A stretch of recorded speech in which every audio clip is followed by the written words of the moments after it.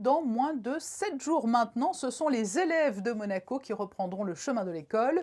Une rentrée 2020 qui suscite de nombreuses questions, notamment chez les parents d'élèves, qui se demandent comment va s'organiser cette reprise sous fond de Covid.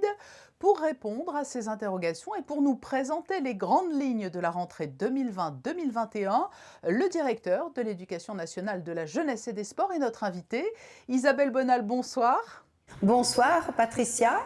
La première partie de cet entretien portera bien évidemment sur la façon dont vous avez dû vous adapter au contexte sanitaire, mais vous tenez à le souligner, c'est une rentrée normale, sous surveillance certes. Nous allons garantir une reprise des cours dans des conditions optimales, garantir la sécurité sanitaire pour les élèves et les personnes. Donc les reprises de cours se fera en classe entière. Dans la mesure du possible, la distanciation d'1,50 m sera respectée par les élèves. Le port du masque obligatoire pour les élèves dès la classe de CP. Entrée et sortie des élèves seront organisées sur plusieurs lieux ou échelonnés pour pas qu'il y ait d'afflux d'élèves. Oui, alors justement, le corps enseignant, dans quel état d'esprit est-il à la veille de cette rentrée un peu hors norme ? Écoutez, je crois que l'année dernière, les pauvres, ils ont été beaucoup sollicités, ils ont beaucoup travaillé et ils ont dû s'adapter à une situation exceptionnelle au dernier trimestre. Donc je crois qu'ils seront beaucoup moins stressés que l'année dernière. J'espère de tout cœur que nos élèves seront en présentiel parce que rien ne peut remplacer un professeur. Et les élèves sont très attachés aux professeurs et les professeurs aussi aux élèves. Voilà. Isabelle Bonal, pour refermer ce chapitre Covid, entre guillemets, nous savons que le confinement a pu entraîner certains retards éventuels d'apprentissage. Comment allez-vous gérer cela ? Alors, il est évident qu'on a prévu des tests de positionnement en début d'année et des remises à niveau, parce qu'il ne faut quand même pas se cacher la face. Il est évident que certains élèves ont un peu décroché l'année dernière, même si c'est une minorité. Donc, il va y avoir un co-enseignement dès la rentrée entre le professeur des écoles de la classe des élèves de grande section et des professeurs des écoles détachés du CFP, c'est-à-dire du centre de formation pédagogique. Les enfants vont être testés et pourront combler leurs lacunes, s'ils en avaient, en français et en mathématiques, et bien entendu pour l'apprentissage de la lecture. Pour ce qui est du passage des élèves de CM2 en 6e, là aussi c'est un grand choc, il y aura des tests de positionnement et des dispositifs réussites pour tous les élèves qui seront mis en place dès la rentrée. Voilà pour le dossier Covid. C'est une rentrée donc que vous souhaitez normale, mais il y a un grand changement cette année, avec le baccalauréat nouvelle version en juin. Pouvez-vous nous en rappeler les modalités ? En classe de première, 2 séries d'épreuves sont prévues pour la classe de première, une seule série pour la classe de terminale. Ces évaluations communes concernent tous les enseignements, sauf ceux de spécialité en terminale. Donc, pour que les parents comprennent bien, 10% de la note globale correspond au livret scolaire des classes de première et de terminale. 30% correspondent aux épreuves communes passées en première et en terminale, c'est-à-dire 40%. Et 60% correspondent aux 5 épreuves finales passées en première. Ils ont passé le français à l'écrit et à l'oral.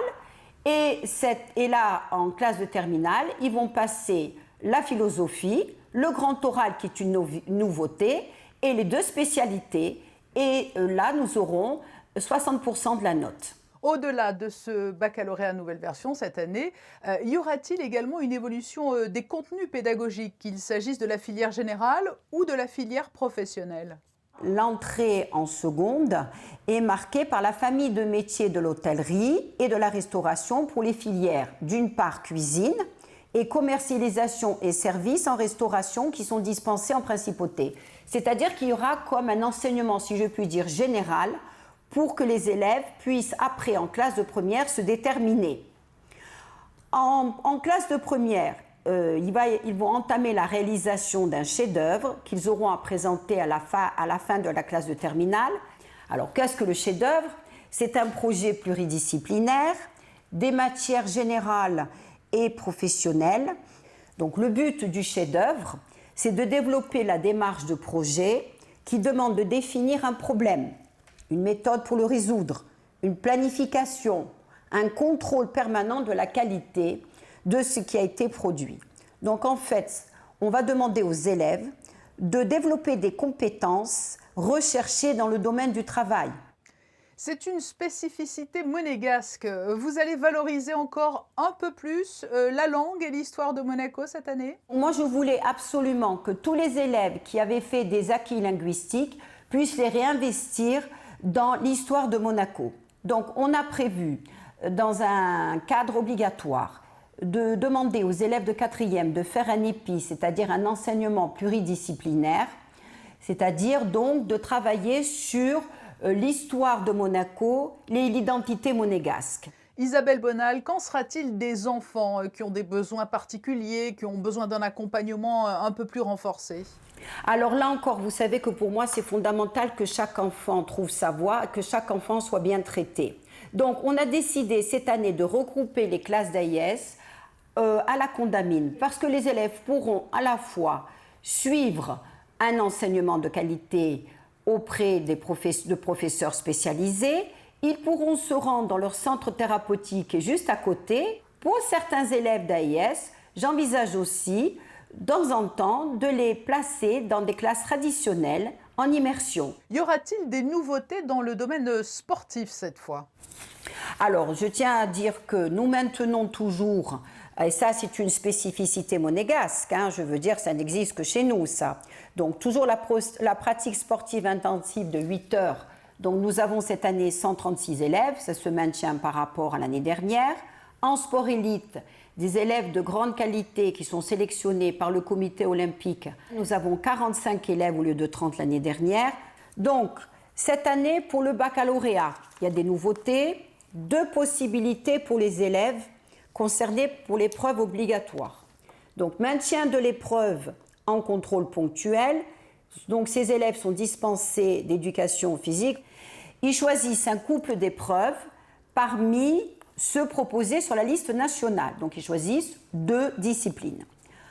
Épreuve en contrôle continu. Les élèves obtiennent une moyenne à partir de 3 notes, c'est-à-dire qu'ils participent à 2 épreuves trimestrielles sur 3 avec le reste de la classe. Et comme il faut quand même les valoriser, il y aura une évaluation portant sur leur spécialité sportive pour laquelle ils vont obtenir une note de 20 sur 20 sans passer l'épreuve. Vous pouvez imaginer que quand on fait 20 heures d'une discipline, on est excellent. Une nouveauté, le touch rugby, c'est une variation douce du rugby qui est née en Australie dans les années 50. Donc l'avantage de cette nouvelle activité, c'est qu'elle évite tout impact physique. Un simple toucher marque les échanges et elle peut se pratiquer soit en gymnase, soit en extérieur. Je crois qu'en conclusion, vous souhaitiez lever le voile sur l'édition 2020 de la Journée internationale des droits de l'enfant. Cette année, une première, le samedi 21 novembre à 19h30 au Grimaldi Forum. J'invite les élèves, les parents, les mécènes à venir voir le film de M. Plisson, Pascal Plisson, sur Gogo. Gogo, c'est une grand-mère kenyane de 90 ans qui a retrouvé le chemin de l'école pour donner l'exemple aux jeunes générations de son village. Elle a voulu passer son certificat d'études, elle a voulu montrer à ses petites filles que l'éducation est une voie de libération et d'élévation.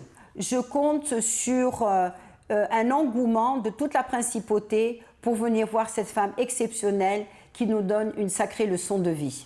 Rendez-vous est pris. Isabelle Bonal, merci pour ce point extrêmement complet sur les grandes lignes de la rentrée lundi prochain. Merci Patricia.